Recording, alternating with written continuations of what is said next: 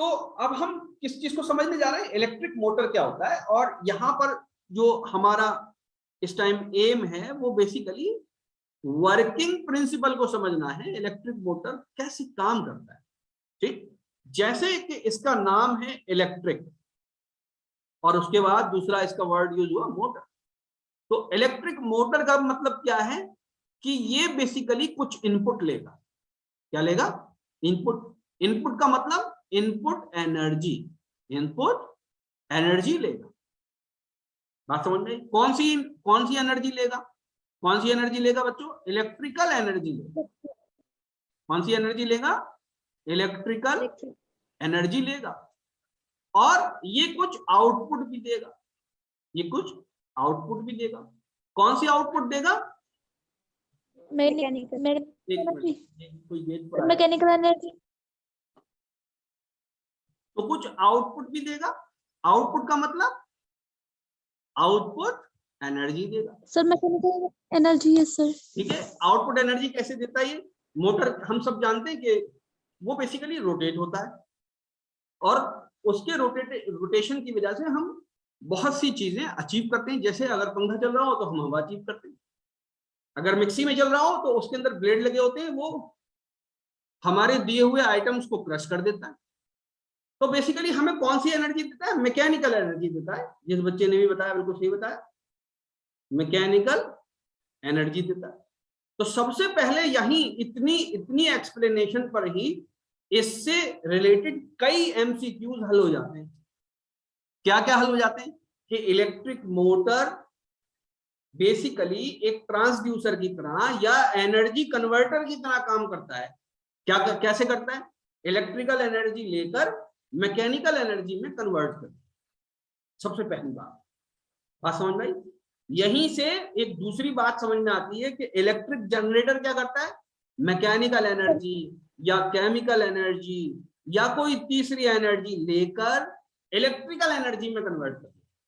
बात समझ में आई? तो there are two types of machines और electric machines which are basically converts of each other, that is motor and generator. Motor electrical energy लेता है, मैकेनिकल एनर्जी में कन्वर्ट कर देता है।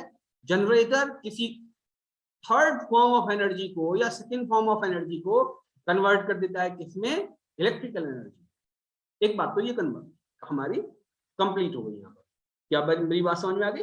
अब हम ये बात करते हैं कि ये इलेक्ट्रिक मोटर घूमता कैसे, ये घूम कैसे जाता है। तो बात को समझ लीजिए जरा, घूमता कैसे। सबसे पहले यहाँ पर ये बेसिकली इलेक्ट्रिक मोटर तो एक्चुअली में ये नहीं है as it is. Electric motor actually में तो ऐसा नहीं होता। उसके सिर्फ दो वायर हमने बनाकर दिखाए। दो वायर होते नहीं है किसी मोटर में, ठीक है। तो अगर हम ये समझ लें कि वायर कैसे मूव करता है, ये तो हम जानते हैं कि एक वर्किंग प्रिंसिपल, अगर मैग्नेटिक फील्ड के अंदर हमने करंट कैरिंग कंडक्टर लगा तो उस पर फोर्स पड़ेगी। बात समझ में? तो हम ये समझ लें कि एक कंडक्टर कैसे मूव करता है, तो उससे हमें समझ में आएगा कि कैसे हम किसी इलेक्ट्रिकल एनर्जी, किसी मशीन को इलेक्ट्रिकल एनर्जी देके मैकेनिकल एनर्जी में कन्वर्ट कर सकते हैं। ध्यान से समझिए। अब जहां जहां मैं पेन घुमाऊंगा वहां वहां ध्यान से समझिए। इस कंडक्टर को देखिए, ये इस कंडक्टर दिख गया कंडक्टर? Yes sir. ठीक है। अब ध्यान से देखिए कि इस कंडक्टर को हमने यहां इससे कनेक्ट कर रखा है। ये बेसिकली स्लिप रिंग है। क्या चीज है? Slip ring. क्या चीज है? ठीक है। इनको हम ब्रशेस के इनको ब्रशेस के जरिए हमने कन्वर्ट कर दिया। कौन सा ब्रश? वो जूते वाला ब्रश नहीं या टूथ ब्रश नहीं है। ये बेसिकली कार्बन के आप ये समझिए कार्बन ब्रशेस होते हैं जो बेसिकली कम घिसते हैं और इनकी हाई कंडक्टिविटी होती है। बात समझ में?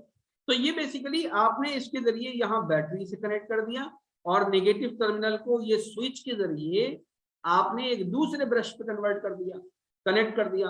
तो यहाँ पर आप देखेंगे एक तो ये वाला कंडक्टर है और एक ये वाला कंडक्टर है। इन दोनों को बेसिकली आपने इलेक्ट्रिक सप्लाई से कनेक्ट कर दिया। जब आप इन दोनों को इलेक्ट्रिक सप्लाई से कनेक्ट कर देते हैं तो आपको एक करंट इस डायरेक्शन में फ्लो होता हुआ और एक करंट इस डायरेक्शन में फ्लो होता हुआ नजर आता है। क्या मेरी बात समझ में आ गई? ठीक है, Yes. ठीक है। अब ध्यान से देखिए कि ये करंट कैरिंग कंडक्टर होगा या नहीं, Yes, sir. बताइए। आप ध्यान से देखिए कि यहां से ऐसे मैग्नेटिक फील्ड चलेगी या नहीं, सर चलेंगे। Yes, sir. ठीक है। Yes, sir. मैग्नेटिक फील्ड के अंदर ये दोनों करंट कैरिंग कंडक्टर आ गए या नहीं, एक ये वाला और एक ये वाला। Yes, sir. अब Yes, जरा sir. मुझे इस कंडक्टर के बारे में बताइए, ए और बी के बारे में, ए और बी के बारे में, इस पे फोर्स लगेगी या नहीं? सर लगेगी। तो सेकंड की Yes, डायरेक्शन में ये कर दें और फर्स्ट की डायरेक्शन में मैग्नेटिक फील्ड की डायरेक्शन में हमारी फर्स्ट फिंगर कर दें और उसमें ये कर दें, तो इसके ऊपर फोर्स किस डायरेक्शन में लगेगी? मेरी अकल ये कह रही है डाउनवर्ड डायरेक्शन में लगेगी। बताइए, समझ में आ रही बात? Yes, sir. और ये सी और डी वाला जो कंडक्टर है इसके ऊपर अपवर्ड डायरेक्शन में फोर्स लगेगी, लगेगी? Yes, sir. तो जैसे ही अपवर्ड डायरेक्शन में फोर्स लगेगी, इन दोनों को हमने किससे बांध दिया? हमने इन दोनों को एक रिम से बांध दिया। इन कंडक्टर को किससे बांध दिया? हमने एक रिम से बांध दिया, एक रिंग से बांध दिया। यानी एक कंडक्टर को यहां बांध रखा है और एक कंडक्टर को यहां बांध, ये ऐसे चल रहा है। तो बेसिकली ये एक रोटर बन गया है। क्या बन गया बच्चों? ऐसे। ये चीज दिखाई नहीं गई है फिगर के अंदर, वरना आप लोग कंफ्यूज हो जाए। तो अब मुझे आप ये बात बताइए कि इसके ऊपर लग रही है फोर्स डाउनवर्ड, इसके ऊपर फोर्स लग रही है अपवर्ड, तो ये रोटेट करेगा या नहीं करेगा? करेगा। अब ध्यान से देखना बच्चों, जो चीज मैं दिखा रहा हूं वो, जो चीज मैं दिखा रहा हूं इसको, ब्रश इसको ध्यान से देखना। ये वाई वाला जो ब्रश दिख गया और ये एक्स वाला जो ब्रश है दिख गया। Yes. तो ये बताओ, ये वाई वाला ब्रश यूं खिसक के आएगा या नहीं ऊपर की तरफ, और ये एक्स वाला ब्रश नीचे की तरफ खिसक के आएगा या नहीं? बड़ा करके दिखा रहा हूं। ये वाई वाला यूं खिसक के यहां तक आएगा या नहीं? Yes, sir. और ये एक्स वाला यूं नीचे खिसक के जाएगा। तो वाई वाला खिसक कर आ जाएगा यहां पर, इस जगह पर।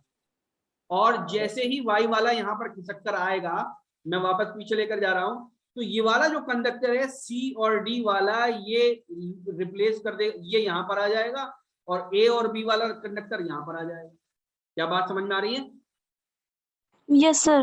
तो y Yes. x की जगह आ जाएगा और x y की जगह आ जाएगा। तो ये जो डायरेक्शन ऑफ करंट था ना, देखो ये C और D कंडक्टर था, तो इसमें डायरेक्शन ऑफ करंट ये था। जब ये रिप्लेस होके यहां पर आएगा तो इसके अंदर डायरेक्शन ऑफ करंट ऊपर की तरफ हो जाएगा। क्या मेरी बात समझ में आई या नहीं? जब ये y यहां पर आ जाएगा P की जगह पर, तो आप देखोगे यहां पर छोटा सा कट लगा हुआ है। यहाँ पे देखो छोटा सा कट लगा हुआ है, लगा हुआ है या नहीं? ये कट लगा हुआ है या नहीं? Yes, sir. तो ये जो बेसिकली स्लिप रिंग्स हैं, ये जो स्लिप रिंग है ये तो पॉजिटिव टर्मिनल से कनेक्टेड है, उल्टे हाथ वाली, और जो सीधे हाथ वाली स्लिप रिंग है वो किससे कनेक्टेड है? नेगेटिव टर्मिनल से कनेक्टेड है। तो जैसे ही ये आधा रोटेशन होता है, इनमें करंट का डायरेक्शन बदल जाता है। तो करंट का डायरेक्शन बदलने की वजह से हमेशा ऐसा होता है कि ये वाला जो कंडक्टर है उल्टे हाथ की तरफ, ये इस पे फोर्स नीचे ही लगेगी, और ये जो कंडक्टर है सीधे हाथ की तरफ, इस पे फोर्स हमेशा ऊपर ही लगेगी। तो ये घूमने लगता है। क्या मेरी बात समझ में आ गई? Yes, sir. Yes. कुछ तो आया होगा समझ में। Yes, sir. ठीक है। Yes, sir. तो ये बेसिकली वर्किंग प्रिंसिपल है। अब जितना मैंने समझाया है उसको आप किताब से पढ़िए, उसकी किताब की थ्योरी, किताब ये रही। अब ये देखो किताब का ये मटेरियल है, ये सॉफ्ट कॉपी है उसकी।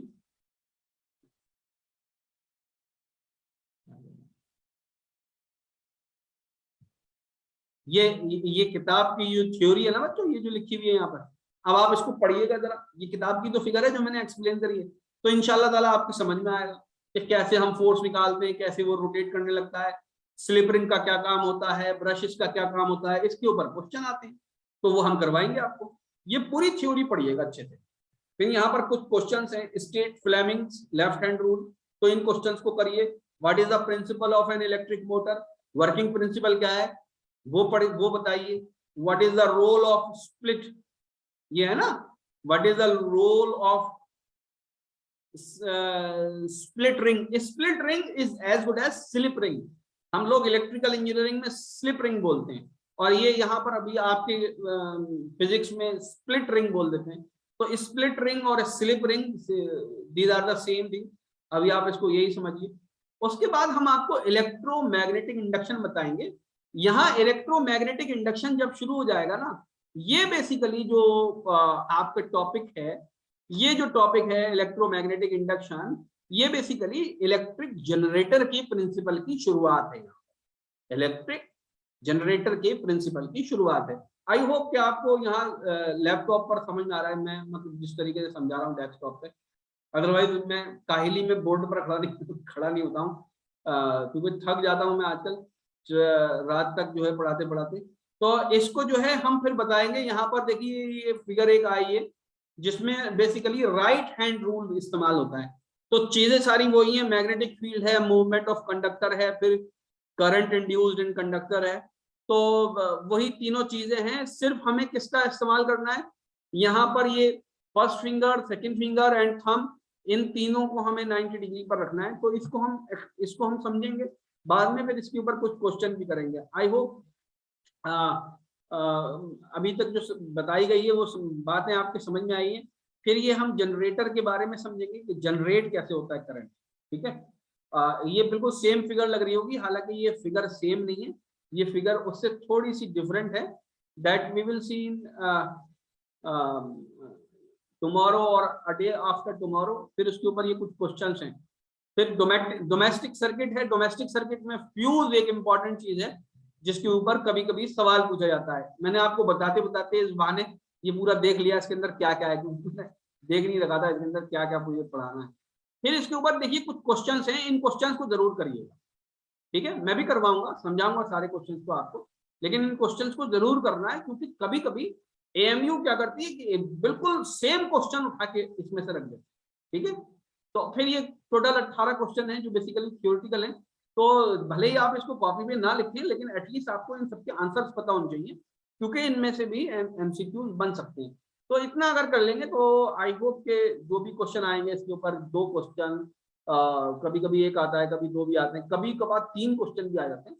तो आप जो है आई होप के इसमें से क्वेश्चन कर पाएंगे। मेरा अंदाजा ये है कि इनमें से 2 क्वेश्चन आएंगे। ये जो चैप्टर है ये एक अच्छा बड़ा चैप्टर है, इसके ऊपर से 2 क्वेश्चन आ जाएंगे। तो इसको हम करेंगे बच्चों। आज के लिए इतना ही, इंशाल्लाह ताला कल हम क्लास लेंगे।